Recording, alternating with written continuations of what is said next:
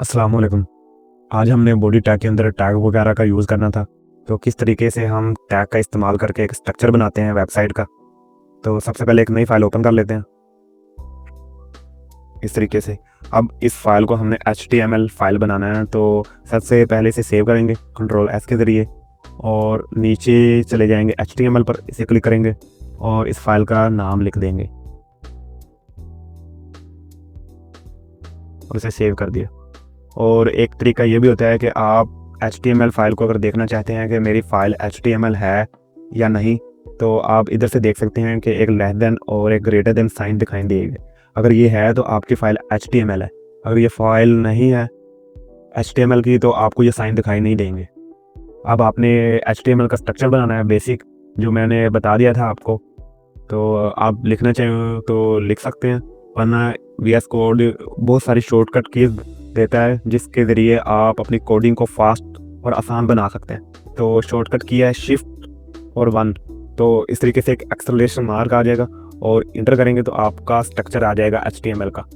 तो आज हमें बॉडी टैग के अंदर टैग वगैरह को यूज़ करके एक स्ट्रक्चर बनाना है वेबसाइट का। तो जैसे टेक्स्ट वगैरह लिखा होता है, इमेज वगैरह, हेडिंग वगैरह, कोई भी चीज़ हमने अपनी वेबसाइट पर देनी है तो हम टैग्स वगैरह का यूज़ करते हैं। तो वो देखेंगे कि कौन कौन से टैग इस्तेमाल करके हम वो चीज़ें लेकर आ सकते हैं अपनी वेबसाइट के अंदर। तो मैं MS वर्ड ओपन कर लेता हूँ, यहाँ मैंने कुछ टैग्स वगैरह लिखे हुए हैं। तो आज इस वीडियो में हम इन टैग्स वगैरह का यूज़ करेंगे। और सबसे पहले हम इसकी डेफिनेशन पढ़ लेते हैं कि टैग्स किसे कहते हैं। Tags are element use in HTML create the structure of website.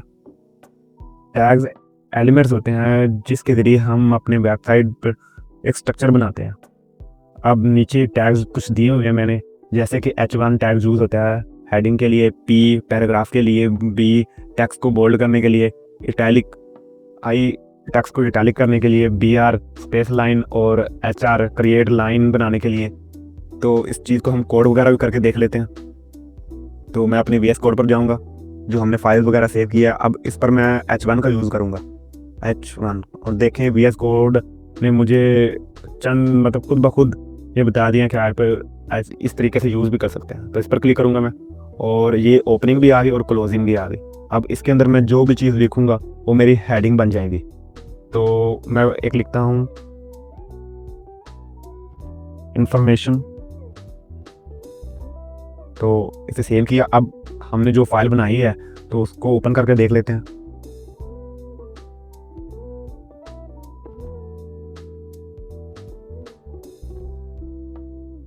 जहाँ मैंने बनाई थी, क्या नाम रखा था, टैग्स ऑफ HTML, ये रही। ये देखें मेरे इंफॉर्मेशन शो हो चुकी है। अब इसके अंदर H1 है, H2 है, तो ये क्या चीज़ें हैं, H2, ये देखें। अब इनका भी इस्तेमाल करके देख लेते हैं। तो इसी को मैं लिख लेता हूँ, आपको इन चीज़ों में फ़र्क समझ आ जाएगा कि H1 किस लिए, H2 किस लिए, H3 किसके लिए। तो इसी को मैं कॉपी करता हूँ और पेस्ट पेस्ट पेस्ट। अब इनको चेंज कर देता हूँ।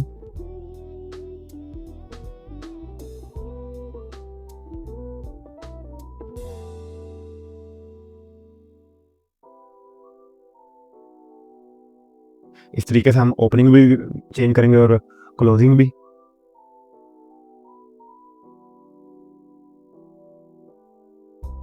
ठीक है, अब इसे सेव किया और इस तरीके से जो H1 था वो देखें किस तरीके से आया। इसी तरीके से आप H1, H2, H3, H4 और H5, H6 का यूज़ करके अब इसे सेव करते हैं और देखते हैं किस तरीके से हमारी चीज़ शो हुई है। कंट्रोल S, आप उसे रिफ्रेश। तो इस तरीके से हमारी चीज़ शो हुई है, यानी जो H1 में हमने चीज़ लिखी थी वो सबसे बड़ी थी, जो H2 में उससे छोटी, जो H3 में तो उससे छोटी, और जो H4 और H5। तो इस तरीके से H1, H2, H3 हम हेडिंग्स वगैरह यूज़ कर सकते हैं। अब इसके बाद P टैग पैराग्राफ के लिए इस्तेमाल करेंगे हम। तो एक पैराग्राफ लिख लेते हैं हम P टैग का यूज़ करके। इसमें भी आपने ओपनिंग और क्लोजिंग में लिखना होगा। तो P टैग ओपनिंग में पहले लिख लेते हैं, तो क्लोजिंग खुद ब खुद आ गया है। अब इसमें कोई भी टेक्स्ट वगैरह लिखेंगे, कोई भी पैराग्राफ लिखेंगे तो वो हमारा पैराग्राफ उधर वेबसाइट में शो हो जाएगा। तो एक कमांड है, इस तरीके से आप एंटर करेंगे तो एक खुद ब खुद एक पैराग्राफ लिख। अब इसे सेव किया, आप देखते हैं हमारा पैराग्राफ आया है कि नहीं। ये देखें, एक लाइन, एक टेक्स्ट वगैरह आ चुकी है। तो इस तरीके से आप कोई भी टेक्स्ट वगैरह दे सकते हैं, पैराग्राफ लिख सकते हैं। अब हमें कौन सा टैग यूज़ करना है? बोल्ड बी टैग का यूज़ करके हम टेक्स्ट को बोल्ड वगैरह भी कर सकते हैं। तो हमने जो पैराग्राफ लिखा था उस चीज़ को ही बोल्ड करके देखते हैं। तो मैं यहाँ से कुछ बोल्ड वगैरह करूँगा, तो इधर बी टैग का यूज़ करूँगा। आपने क्या करना है? नेस्टिंग करना है। नेस्टिंग का मतलब टैग के अंदर टैग यूज़ कर सकते हैं, कोई भी टैग। बी टैग हम यूज़ करेंगे।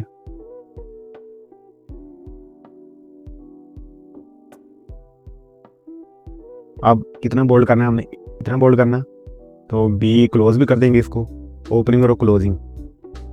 तो इसे सेव किया, तो ये चीज़ देखें, मेरी यहाँ से यहाँ तक की चीज़ बोल्ड हो चुकी है। तो आप टेक्स्ट में से जो चीज़ बोल्ड करना चाहें तो बी टैग का यूज़ करके हम बोल्ड भी कर सकते हैं। इसके अलावा हमने कौन सा टैग देखने हैं? L tag. इसी तरीके से आप इटैलिक भी टेक्स्ट को कर सकते हैं। जिस तरह मैंने बोल्ड लिखा है, तो आप बी की जगह आई लिखें तो वो चीज़ इटैलिक दिखाई देगी। और इसके बाद बी आर एक लाइन स्पेस देने के लिए हम यूज़ करते हैं। तो ये होता किस लिए कि अगर हमने कोई चीज़ स्पेस वगैरह दी है या देनी है तो बी आर टैग का यूज़ करेंगे। तो HTML में होता क्या है कि अगर हम स्पेस वगैरह देते हैं किसी चीज़ में तो वो वेबसाइट में शो नहीं होगी। तो अगर हमने कोई स्पेस वगैरह देनी है किसी चीज़ में तो हम उसके लिए भी कोई टैग वगैरह का यूज़ करते हैं। तो मान लो कि मैं इधर कुछ और वगैरह लिखता हूँ पी टैग के अंदर, जोरम, ये चीज़ मैंने लिखी, सेव किया। अब ये भी चीज़ आ जाएगी मेरी इस साइड में, ये चीज़। अब इसमें मैंने स्पेस देना है, तो मैं स्पेस कितनी मर्जी दे दूँ इन दोनों के दरमियान, लेकिन ये स्पेस नहीं आएगी। अब इसे सेव किया, कंट्रोल एस, देखें कोई चीज़ स्पेस वगैरह नहीं आई। वहाँ तो मैंने स्पेस दी थी लेकिन यहाँ शो नहीं हुई। तो इसके लिए हम, अगर आपने स्पेस देना है किसी चीज़ में तो आप बी आर टैग का यूज़ करेंगे। अब इसके अंदर मैं बी आर टैग का यूज़ करूँगा इस तरीके से। तो अब देखना इन दोनों में मेरी एक स्पेस आ जाएगी। इसे रिफ्रेश किया, अब देखें इस तरीके से हमारी एक स्पेस आ चुकी। अब अगर हमने लाइन वगैरह कोई चीज़ लगानी है तो हम एच आर टैग का यूज़ करेंगे। यानी अगर मैं एच आर टैग इधर लिखूँ और इसे सेव किया, अब देखते हैं हमारी एक लाइन आ जाएगी। इसे रिफ्रेश भी करते हैं, ये देखें एक लाइन भी आ चुकी है। अब हम कौन सा टैग यूज़ करेंगे? अब इन टैग्स वगैरह का यूज़ कर लेते हैं। तो ये टैग्स किस लिए इस्तेमाल होते हैं? Right power the number and tags, right सब power the number and tags. तो अगर मान लो कि आप कोई केमिस्ट्री वगैरह का या मैथ वगैरह के पैराग्राफ लिख रहे हैं, टेक्स्ट लिख रहे हैं, तो जैसे कि केमिस्ट्री वगैरह में होता है कि हम कोई फार्मूला लिखते हैं, जैसे H2O, पानी का फार्मूला है। तो जो H2O है, जो 2 है, वो H की सब पावर होगी। तो अगर हम डायरेक्ट लिखें, जैसे पी टैग का मैं यूज़ करूँ, उसके अंदर लिखूँ H2O, तो सेव किया। अब तो इस तरीके से आएगा। तो मैंने जो 2 है उसको H का सब पावर बनाना है, तो मैं किस तरीके से बनाऊंगा? उसके लिए हम टैग यूज़ करेंगे। तो कौन सा टैग यूज़ करेंगे? SUP, जो 2 है उसको इसके अंदर लिखेंगे, पेस्ट। अब इसे सेव किया, रिफ्रेश, ये तो पावर बन गई। तो इसको सब पावर बनाने के लिए हम बी का यूज़ करेंगे, SUP की जगह बी लिखेंगे, तो ये इसकी सब पावर हो जाएगी इस तरीके से। H2O, जिस तरह केमिस्ट्री वगैरह में लिखा होता है कोई भी फार्मूला। तो अगर आप मैथ वगैरह लिख रहे हैं तो उसके लिए अगर पावर किसी की देनी हो किसी क्वेश्चन की, तो आप इस तरीके से 4 और टैग यूज़ करेंगे, SUP। तो इसके अंदर आपने जो उनसे पावर देनी है तो उसे लिख देंगे। यानी मैंने 4 की पावर 3 देनी है, तो इसे सेव किया। अब देखते हैं इस तरीके से 4 की पावर 3। तो इन टैग का इसलिए इस्तेमाल किया जाता है। अब इनमें बहुत सारे टैग हैं, तो अगर हम बहुत इन सब टैग्स के बारे में पढ़ेंगे तो हमारी HTML बहुत तवील हो जाएगी।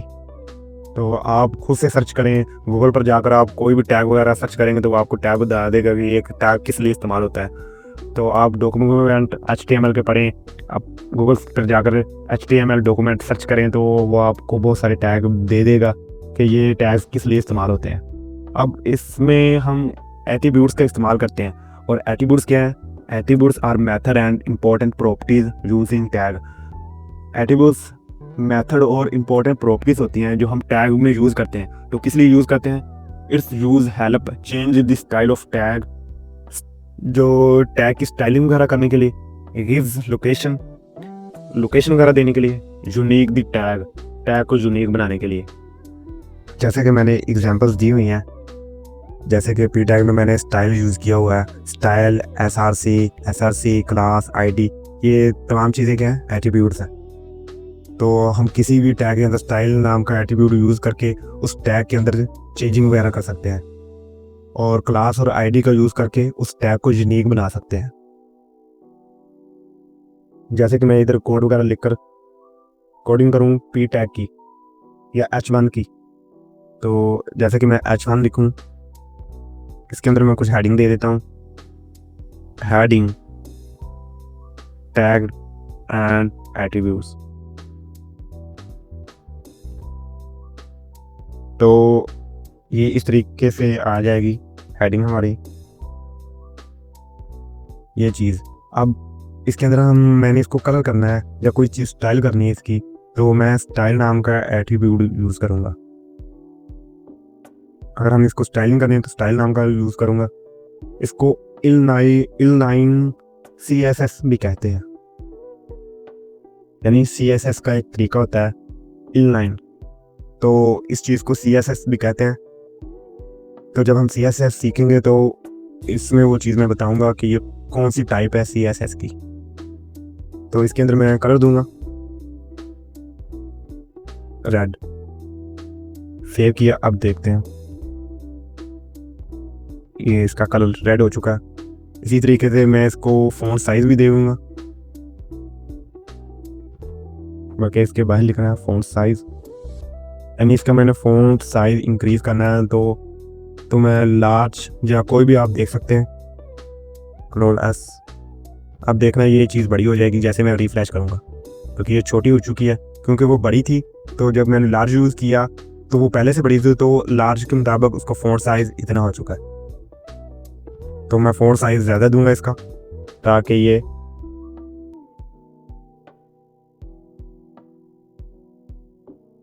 फ़ॉन्ट साइज़ अच्छा लार्ज। तो इस तरीके से हम यूज़ करेंगे। तो बहुत सारे एट्रीब्यूट्स हैं, जैसे विड्थ एट्रीब्यूट्स हो गया, SRC एट्रीब्यूट्स हो गया। तो जैसे जैसे हम इमेज टैग, वीडियो टैग या लिंक टैग का यूज़ करेंगे, तब इनके अंदर जो एट्रीब्यूट इस्तेमाल होंगे तो वो मैं साथ साथ आपको बताता जाऊंगा। तो आपने देख ला किस तरीके से हम टैग का यूज़ करके अपने वेबसाइट के अंदर जो चाहे टेक्स्ट वगैरह लिख सकते हैं। जो भी आपने टेक्स्ट वगैरह लिखना है, कोई हेडिंग देनी है तो आप हेडिंग दे सकते हैं, कोई पैराग्राफ लिखना है तो पैराग्राफ लिख सकते हैं, उसको बोल्ड वगैरह कर सकते हैं, उसको स्टाइल कर सकते हैं। तो हम इंशाल्लाह साथ साथ इन चीज़ों को भी देखेंगे कि कौन कौन से एट्रीब्यूट इम्पोर्टेंट्स हैं जिनका ज़्यादा इस्तेमाल होता है हमारी वेबसाइट के अंदर। तो इंशाल्लाह अगली वीडियो में हम मज़ीद टैग्स वगैरह देखेंगे। अल्लाह हाफिज़।